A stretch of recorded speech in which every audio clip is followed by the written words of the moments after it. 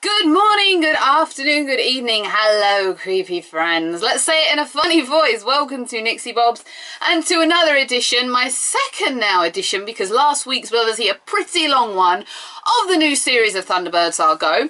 It's freezing. You could always tell it's freezing when the Jack Jumper comes back on. It's cold.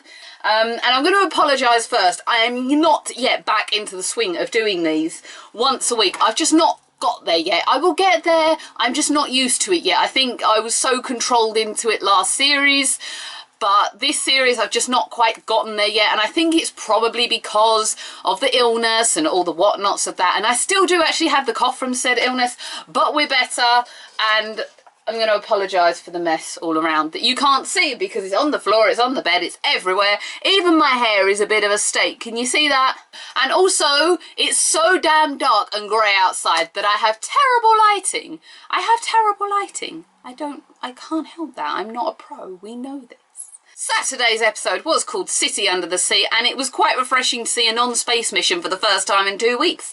So let's have a basic run through of what the episode about, and I've actually managed to keep it really short and sweet, which shocks me because normally I have point after point after point, and as you know I'm trying to kind of change the way that I do these to make them a little bit more quicker paced and a little bit not so long-winded. But KO, Virgil and Gordon are forced into launching, or have to launch, forced, it's not IIR, it's not forced, it's the point of the thing, we rescue people. After a family is trapped in a rental submarine, I nearly didn't get that word out, by, I can't believe I wrote the hood, by the mechanic invading a sunken building, which is the Crichton Ward building, which belonged to Penelope's granddad, we later find out. What the mechanic is essentially after are these prison plans that Penelope's granddad had designed, which are also coincidentally now the plans for an actual prison that exists, which guess who's in it? Hoodie Boy.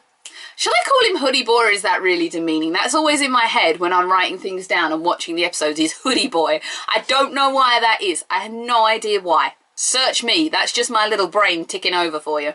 So the task we have here is to get the family to safety without the mechanic seeing, so of course he does, and also get the plans out without him getting hold of them, because obviously we want the Hood to stay in the prison. Kind of.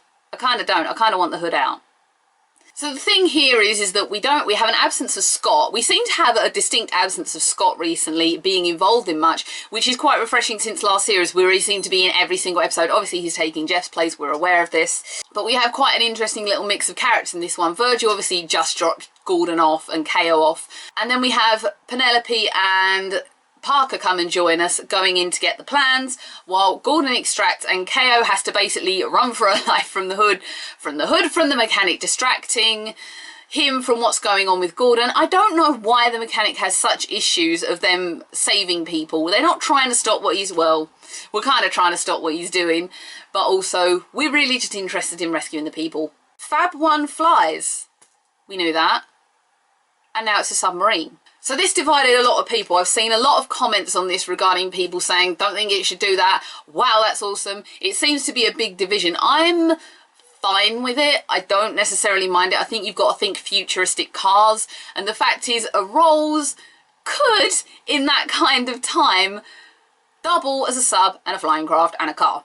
It could happen. It's good futuristic thinking in a way, but how about the stealth mode? How do people think about that? I'm in two minds. Fab 1 is always pink, not black. And also we did have stealth mode with KO last week, so do we need 2 lots of stealth mode? Maybe, maybe not. Maybe that's just another feature Parker's added onto the car as a stealth mode.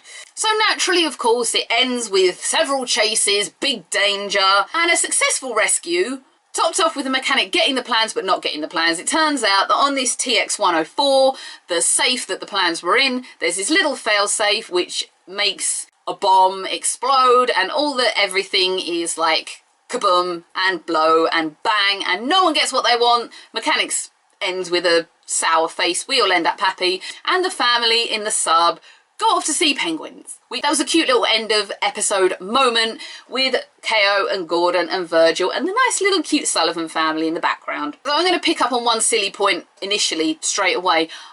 I like that the kids were kids.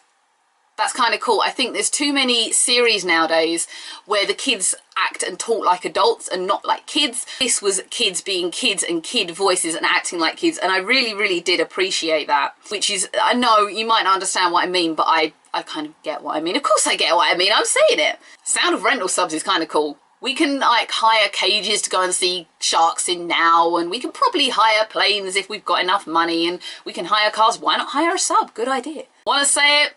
That was a good line by Virgil. Want to say it, KO? Thunderbirds, I'll go. I liked that. That was a good little bit of sarky humour, and we've not heard her say it to date, so that was kind of fun. Real high note on this episode for me, besides it being so fast-paced and so enjoyable from that aspect of it, it's something I always like. The blended graphics and sets was amazing in this. They looked fantastic, especially in the mechanics pursuit of Thunderbird 4 and then the pursuit of Lady Penelope in the Crichton Wall building. It looked, you know, it was phenomenally done, and you really couldn't tell whether the graphics and the sets stopped or blended or merged or were different. It was really, really well done, and I have to commend the series for that, for making that look so phenomenal. My only tiny little drawback I'm going to mention here, I felt like the fish looked too digital. I miss those little fish tank shots of all the fish flying along as Gordon kind of like flip-flops around in the water, you know what I mean? I miss those shots, but that's just the vintage fan in me.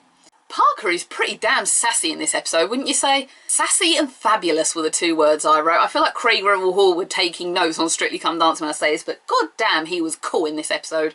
He had so many high points of speech, and then his checkered past coming back into it. We all love that checkered past. I loved Parker in this. He really totally shone. Good driving, good characterization, and we have the classic voice, which everybody always loves with Parker. I think Parker is probably quite a high fan favourite, purely on original voice and physical appearance alone. It is lovely as well to see Gordon being the pure aquanaut that he is. We've seen him do quite a few other missions. The pyramid comes to mind from last series. We saw him go up into space last week. But it's also getting to see him in the ocean doing what he does best, and also outside of Thunderbird 4. I was initially thinking to myself, how do I feel about him not being in Thunderbird 4? But actually, the guy's an aquanaut. His missions are to rescue people from these water bases and to do what he did in this episode. So minus the fact that KO was driving Thunderbird 4, I actually didn't mind at all, because we got to see what an aquanaut is. I think that this is probably one of my favourite episodes so far this series. It definitely supersedes last week. I think my top two so far have been John's mission. Of course it was John's mission, episode 2, where they had the, was it Slingshot? And then this one, definitely my top 2 of enjoyment so far. And we didn't even have all the brothers in it. It was nice to see the mechanic back, but we still don't know, beyond clearly trying to break the hood out of prison, what his ultimate kind of standpoint is in this, or what his kind of ultimate mission in life and what he wants to do. Besides knowing brains, we haven't got an episode into that yet, but we will get there, don't worry. The hood's eye glue again. His eye glue again, did you see it? At the end, the glowing eye. Are the powers coming back? Or is he just a robot? I can see mechanic made robot and it's not even really the hood. Who knows? Who actually knows? We could just be having like a middle series of Ninja Turtles where Shredder wasn't Shredder, he was a Krang in a Shredder outfit. But you know, I'm just turning into quite a cartoon child nerd there. Thank you everyone for being here and watching this. I've actually managed to keep the timing quite short, which pleases me. I wanted to try and get these down to make them a little bit more detailed, but less kind of summarising the plot. We've all watched it, we've all seen the plot, we're all cool with this. If anyone would like to subscribe to the channel, please do. It's down here, the subscribe button, or comment on what you didn't like. Did I miss anything? I forgot to ask, does TX104 have relevance to anything? I kept thinking Terminator, but that's like the T1000 or the T something or other. It's not a Terminator bot, but I just feel like TX104 must have relevance to something somewhere along the line. I don't know, help me out here. I will see everyone for another episode of Thunderbirds next week, or anything else that comes to my little brain. And we have just managed to have a nice 10 minutes with no political nonsense involved. I will see everyone again. Bye.